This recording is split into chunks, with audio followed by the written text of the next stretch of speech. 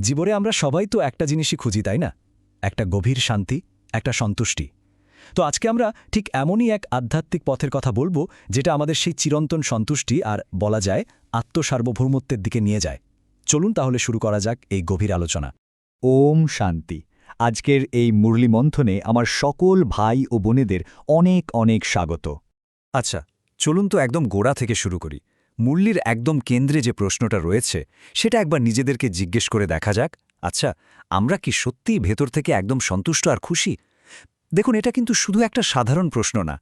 এটা এমন একটা প্রশ্ন যা আমাদের নিজেদের একেবারে গভীরে তাকাতে বাধ্য করে।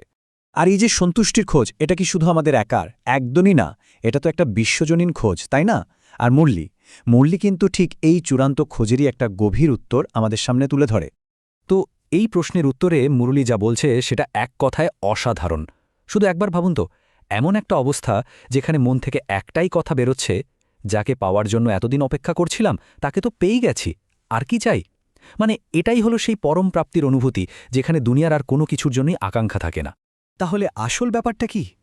এই যে চূড়ান্ত সন্তুষ্টির কথা বলছি, এটা আসে একটা বিশেষ সম্পর্ক থেকে।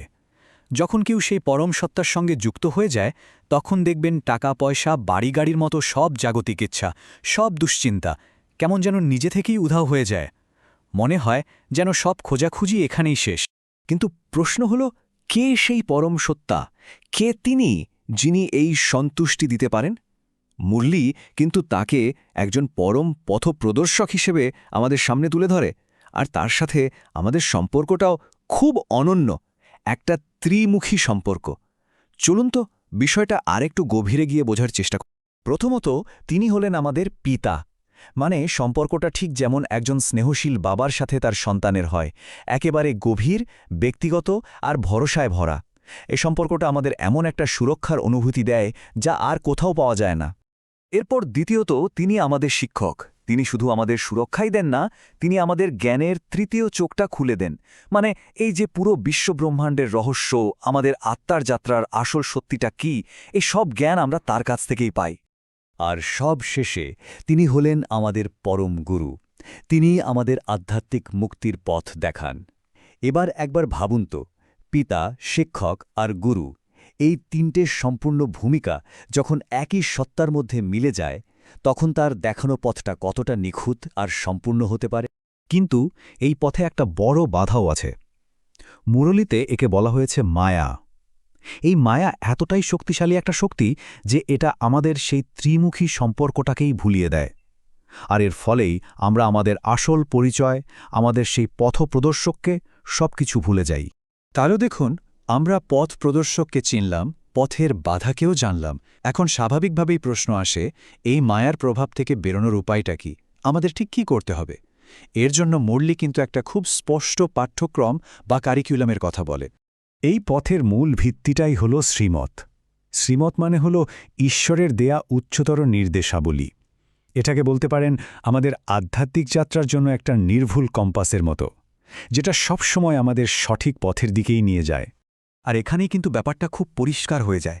শ্রীমতকে সম্মান করার মানেটা কি? এর সোজা মানে হল মুরলী, মানে এই যে দিব্যজ্ঞান, এটাকে কখনো অবহেলা না করা। দেখুন, শুধু জ্ঞানটা আছে জানলেই হবে না, আসল কথা হল এর সঙ্গে নিয়মিত একটা সংযোগ রাখা।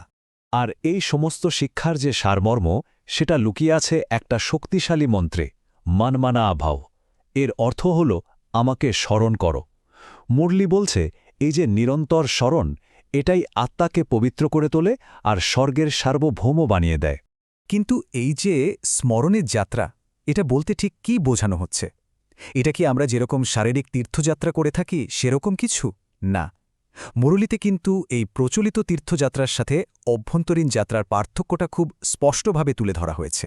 এই পার্থক্যটা দেখুন কি সুন্দরভাবে বোঝানো হয়েছে। একদিকে আছে শারীরিক তীর্থযাত্রা, মানুষ হয়তো বারবার যায়, কিন্তু ভেতরের যে বদভ্যাসগুলো সেগুলো যেমন ছিল তেমনই থেকে যায়, তাই না? আর অন্যদিকে আছে স্মরণের এই আধ্যাত্মিক যাত্রা। এটা হলো একটা ভেতরের তীর্থ, যা পিতা আমাদের পুরো কল্পে মাত্র একবারই শেখান, আর এটাই আমাদের আত্মাকে ভেতর থেকে একদম পবিত্র করে তোলে। বেশ, তাহলে এই অভ্যন্তরীণ যাত্রার শেষে কি পাওয়া যায়? এর ফল হল একটা আমূল পরিবর্তন। আমরা এমন একটা চূড়ান্ত পুরস্কার পাই, যাকে বলা হচ্ছে সার্বভৌমত্বের মুকুট। মুরলী অনুসারে আমাদের আত্মা কিন্তু ৮৪টা জন্মের একটা চক্রের মধ্যে দিয়ে ঘোরে। শূদ্র অবস্থা থেকে শুরু করে বৈশ্য, তারপর ক্ষত্রিয় আর শেষে দেবতা। আর এখন এই সঙ্গমযুগে যখন আমরা এই জ্ঞানটা পাচ্ছি, তখন আমাদের অবস্থা হলো ব্রাহ্মণের, যা কিনা এই চক্রের সর্বোচ্চ পর্যায়। আসলে আসল খেলাটা হলো এই চক্রের জ্ঞানটাকে নিজের বুদ্ধিতে একেবারে বসিয়ে নেওয়া। যখন কেউ এই পুরো চক্রটা ভালোভাবে বুঝে ফেলে, তখনই সে সদর্শন চক্র অর্জন করে, মানে আত্ম উপলব্ধির সেই শক্তিটা পেয়ে যায়। আর এটাই হলো উচ্চতর চেতনার আসল চাবি। আর এই সুন্দর রূপকটা, এটা যেন পুরো ব্যাপারটার সারসংক্ষেপ। বলা হচ্ছে, পিতা তার নিজের মুকুটটা সন্তানদের মাথায় পরিয়ে দেন। এটা একটা দিব্য উত্তরাধিকার, জাগতিক রাজ্যের মতো নয় যেখানে রাজপুত্রকে রাজার মৃত্যুর জন্য অপেক্ষা করতে হয়। এখানে তা নয়। মুরুলির এই আশীর্বাদটা আমাদের সেই আদর্শ অবস্থার কথাই বারবার মনে করিয়ে দেয়। যখন আমরা নিজেদের এই শ্রেষ্ঠ ভাগ্যটাকে সবসময় মনে রাখি, তখন আমরা ভেতর থেকে শক্তিশালী হয়ে উঠি। আর তখনই আমরা সূর্যবংশী পদের অধিকারী হই, যেটা হল সর্বোচ্চ আধ্যাত্মিক রাজবংশ। এখন এত বড় একটা লক্ষ্যে পৌঁছানোর জন্য একটা খুব সহজ কিন্তু ভীষণ শক্তিশালী একটা প্র্যাকটিক্যাল টিপ দেওয়া হয়েছে। স্লোগানটা বলছে যে যদি আমরা সবার প্রতি দয়া বা করুণার ভাব রাখি, তাহলে আমাদের ভেতরের আমি মানে অহংকার আর কেন মানে সব ধরনের প্রশ্ন বা সন্দেহ এগুলো নিজে থেকেই শেষ হয়ে যাবে। এটা কিন্তু আমাদের একটা গভীর চিন্তার সামনে এনে দাঁড় করায়, তাই না?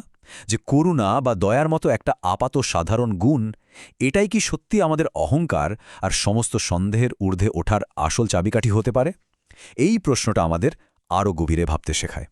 তো এই গভীর প্রশ্নটা নিয়ে ভাবার অবকাশ রেখেই আজকের মতো আমাদের এই আত্ম অনুসন্ধানের আলোচনা আমরা এখানেই শেষ করছি। ওম শান্তি।